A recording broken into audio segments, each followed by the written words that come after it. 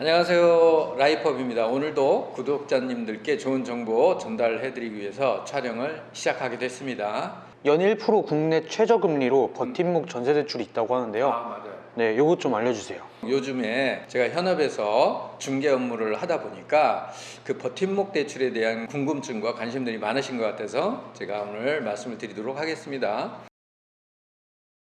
우선은 버팀목 대출의 특징을 좀 이해할 필요가 있는데요. 소득, 자산, 보증금 등의 제한 때문에 실질적으로 인생에 딱 한 번밖에 사용하실 수 없다, 이렇게 이해를 하시면 좋을 것 같은데, 상환하고요 또 연장 등이 비교적 자유로운 편이라 만약에 해당이 돼서 이용할 수 있다면 엄청난 효과가 있는 상품입니다. 그럼 버팀목 대출을 받을 수 있는 대상은 어떻게 되나요? 중요하죠. 정말 중요합니다. 이 대상이 되느냐 안 되느냐가 사실은 관건이에요. 전세 계약을 체결하고요 보증금 5% 이상 지불하신 분이 대상입니다. 보통 계약을 할 때 계약금은 10% 정도를 지불하는데 상황에 따라 그렇지 못한 경우에는 그보다 좀 낮은 금액을 계약금으로 넣죠. 그러나 버팀목 대출 대상이 되려면 최소한 5% 이상 지불을 하셔야 되고요. 대출 접수일 현재 민법상 성년인 세대주여야 됩니다. 세대 구성원 전원이 무주택이어야지 한 분이라도 주택이 있으시면 안 돼요. 주택 도시기금 대출, 은행 전세 대출, 주택 담보 대출 미이용자가 가능하십니다. 그러니까 주택 도시기금 대출이나 은행 전세 대출, 주택 담보 대출을 이용하고 계시면 또 대상이 안 되는 겁니다.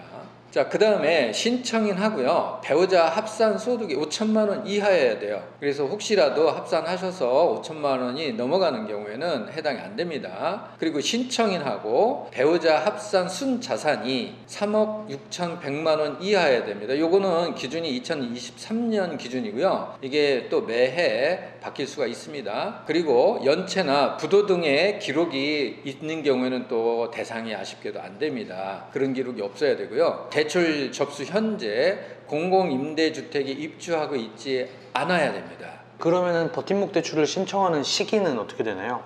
시기. 또 이 시기가 굉장히 중요합니다. 이 시기를 놓치면 또 안 되니까 기본적인 걸 말씀드릴게요. 전세계약 잔금 지급이라고요. 전입일 중 빠른 날로부터 3개월 이내에 신청을 하셔야 됩니다. 계약갱신의 경우에는 갱신일 3개월 이내에 하셔야 돼요. 월세에서 전세로 전환을 할 때는 그 전환일을 기준으로 하는 겁니다. 그러면은 버팀목 대출을 막 받을 수는 없을 것 같은데 대상되는 주택이 있을까요?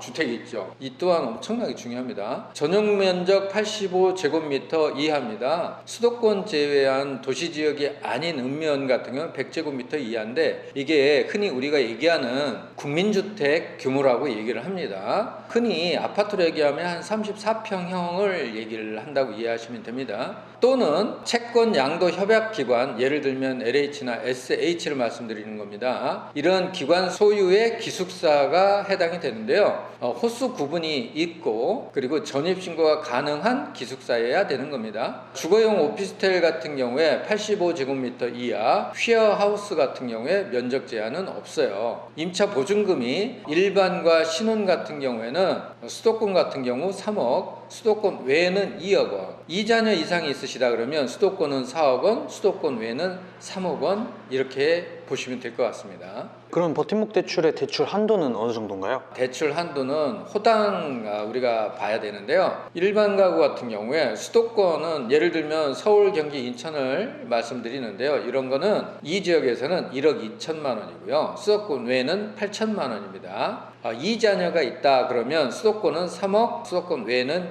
2억 원, 이렇게 대출이 한도가 돼 있다, 이해하시면 될 것 같습니다. 자, 지금까지는 호당 말씀을 드렸고요. 그러면 소요 자금에 대한 대출 비율을 좀 볼게요. 일반 같은 경우에 전세 금액의 70% 이내에서 가능하다, 이렇게 이해하시면 됩니다. 갱신할 때는 증액 금액 이내에서 증액 후 보증금이 70% 이내여야 됩니다. 신혼 2자녀 이런 경우에는 전세 금액의 80% 이내인데 갱신 시 증액 금액 이내에서 증액 후 총 보증금의 80% 이내라고 보시면 대출 한도에 대한 이해 접근이 맞다, 이렇게 이해하시면 될 것 같습니다.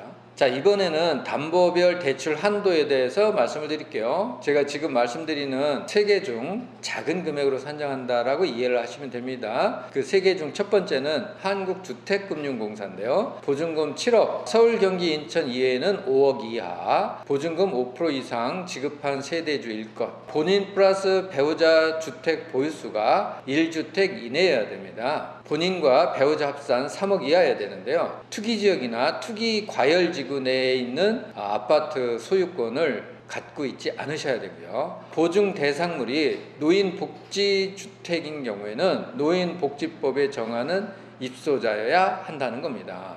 자, 이번엔 두 번째를 말씀드릴게요. 주택도시보증공사에 대해서 말씀을 드릴게요. 전세금 안심대출 보증 기준으로요, 전세보증금의 80% 이내, 신혼이나 청년 배당이득의 소송 당사자는 90% 이내입니다. 자, 이번에는 세 번째로 연간 인정소득인데요. 본인 부채금액의 25%에서요, 기금 전세기금 대출 잔액을 차감한 금액을 한도로 하시면 됩니다. 그러면 버팀목 대출 이용할 수 있는 기간은 어떻게 되나요? 기간은 2년인데요. 4회 연장이 가능해요. 그래서 2년에 4회 연장을 하니까 10년까지 가능하다고 보시면 되는데, 주택도시보증공사 전세금 안심대출 보증서 최대 2년 1개월, 4회 연장 최장 10년 5개월 가능하다, 이렇게 이해하시면 됩니다. 최장 10년 이용 후에 연장 시점 기준이 미성년자 1자녀당 2년 추가가 됩니다. 그래서 최장 20년 이용이 가능하신 거죠. 그러면은 버팀목 대출 상환하는 방법은 어떻게 되나요? 상환은 일시상환이나 아니면 혼합상환이 가능해요. 혼합상환 같은 경우는 대출 기간 중에서 원금 일부 10%를 나누어 갖고 자녀금을 만기에 일시상환하는 방식인데요. 기한 연장도 있는데, 기한 연장 조건은 기한 연장 시마다 최초 대출금의 10% 이상 상환이나 상환 불가 시에는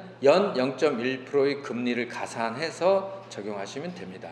자, 지금까지 부동산 전문 유튜브 채널 라이프업이었고요. 저희가 집 소개를 또 주로 하는 하우스업이라는 채널 운영도 하고 있습니다. 하우스업도 많은 관심과 시청 부탁드리고요. 저희에게 구독과 좋아요는 큰 힘이 됩니다. 감사합니다.